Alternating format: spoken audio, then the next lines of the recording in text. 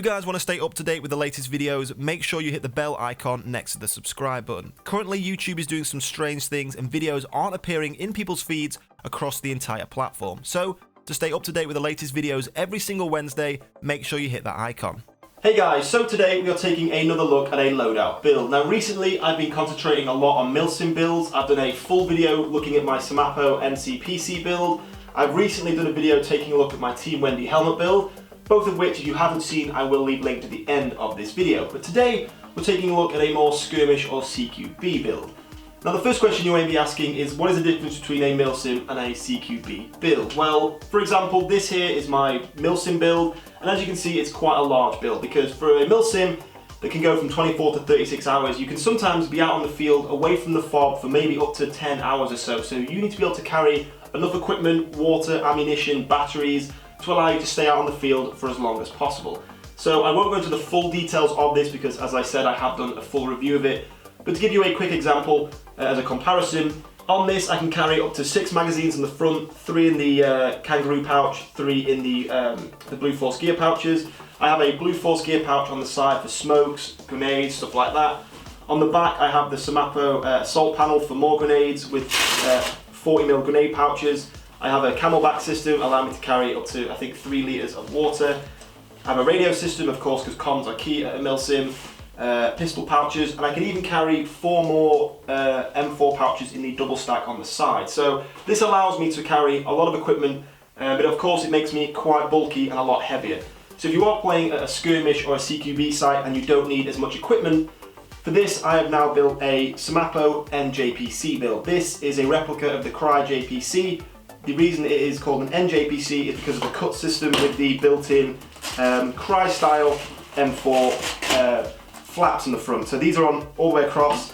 I personally am not really a fan of these, which is why I've pushed them in and velcroed them into the inside. But these are built in, so if you are interested in buying one of these, I've seen a lot of comments on the Samapo page asking, can I take those off? You can't, they are built in, which is why that velcro is there. So that is a negative if you are looking for the kind of ability to change it up and switch it a bit. But for the way it's built at the moment, I have no inserts in this. You can buy things like the Ferro Concept insert or the JMR Kydex insert. But for me, just having those folded on the inside makes this quite reliable. They don't really move, but they come out nice and easily.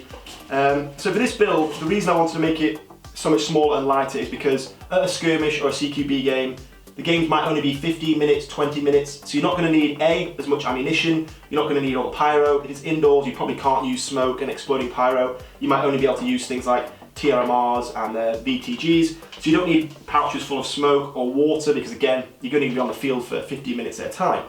So for this build, I'm trying to keep it lightweight, fast and small. So for that, only 4 magazines on the plate carrier itself, 3 in the built-in pouch on the front.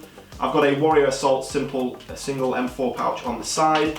I have the Ferro Concept dangler pouch, the same as I have on my NJPC. This is just full of grenade bits and bobs, things like primers, pins for the VTG, the priming tool.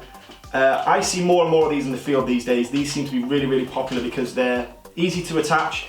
Any Cry style plate carrier or even the Warrior DCS that has the Velcro cummerbund system on the inside allows you to simply Velcro that to the front and away you go. So easy to apply and it's very, very versatile. You can kind of get to it very easily and great to use. So I always recommend one of them on any kind of plate carrier build. And on the side, I have got the Mile Gear Kydex double M&P pistol pouches. Now these were provided to me by the guys at Mile Gear. They also created some grenade pouches for me that I'm going to go through soon. And I've spoken about these guys before because they also made my Kydex M&P pistol holster. Now, the reason I put this on this build compared to just the kind of Warrior pistol pouches on here is again, they're streamlined, then they're very small so they don't block too much of your side, and of course they are lightweight.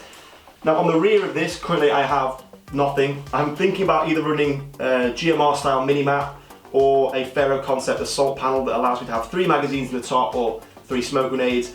And it basically has another dangler size pouch at the bottom which can fit smokes, grenades, anything like that, even like your tourniquet if you have to have that in an event where you have to be medicked back in.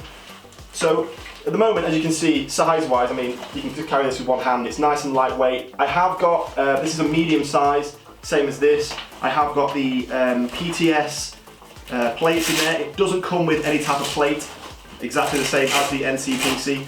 So I got these from JDAirsoft. They're only £20 there actually, which is the cheapest I've seen them in the UK. And they're great replica plates.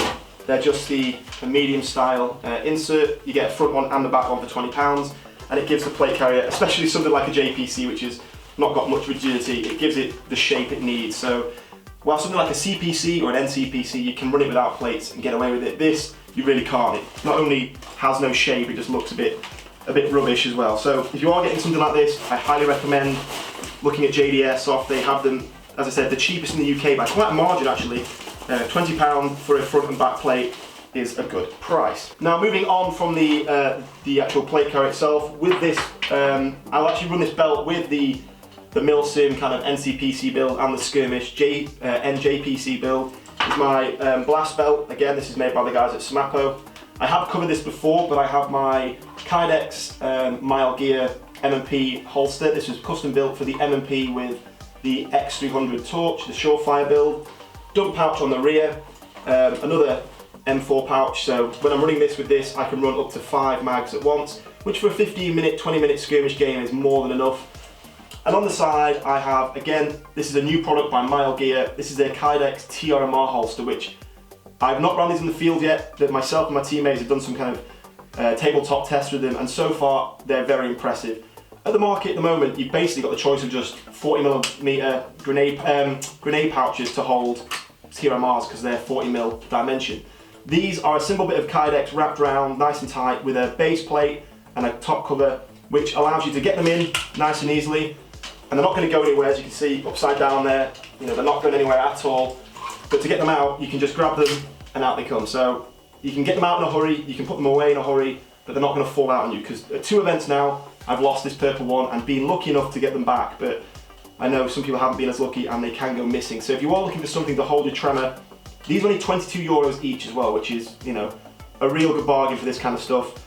They are built to order though, so if you want some, it takes about 2 or 3 weeks. If you're looking for something for Christmas, make sure you check them out. All the links are in the description. They come in multicam like this, they come in coyote brown like my holster, and I think they even come in black and like hot pink now, so quite a few choices there, and they work really well. They actually work for the triple bang like this and the single bang grenade, so yeah, I highly recommend those. Now alongside that, especially this time of year, for a Milsim or any kind of Cqb or any kind of event, because let's be honest, even indoors at the moment in the UK at an airsoft game, it's still very, very cold.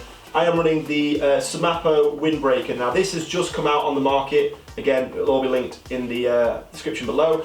This isn't waterproof. That's the first question I've been asked about a lot. This is just a windbreaker, so just keeps a chill off you. It's got a lot of breathable space on the arms there. It's got the zips underneath, which allow you to get air kind of underneath your armpits, which, as a lot of you guys all know, is kind of key. That's where you get a lot of heat build up, especially if you are wearing a larger plate carrier. It has a hood, but the hood is literally just velcroed on like that, so there are gaps in the back. So it will keep the rain off you a little bit, but it isn't waterproof. If you go out in a thunderstorm, you are going to get wet with this on. But that velcro's on nice and quick. And it looks very cool. I do like the stretch material on the arms, on the back, very similar to the Gen 2 trousers above the knees. Very, very lightweight. And what is good is, we're going to test this now actually, this is so small and light that I think, I'm making a kind of test as we go along here, I think something like this, you could just fit, yeah, it's so small. I mean, that's a grenade kind of multi-grenade use pouch on the back of my assault panel there. That jacket goes in there, no problem. Easy peasy. So if you're out on the field and you're playing the UK at least or something like that and it's dry, but the next minute it can suddenly get a bit cold and a bit chilly, or start to rain a little bit, you can just get that out. So yeah, really good jacket, highly recommend it. It is on the Smapo website, and I will link all of that in the description below. So I hope you guys have enjoyed this little review of my Cqb loadout compared to my Milsim loadout. If you have, don't forget to leave a like down below and leave any other questions. And also, if you want to keep up to date with all my videos, make sure you hit the little bell next to the subscribe button. Recently, YouTube has been doing some very bizarre things where people aren't seeing people's videos, people aren't even subscribed anymore when they didn't realise it. So if you want to keep up to date with all my content, on your subscription you'll see it says subscribe, and there's a little tiny bell.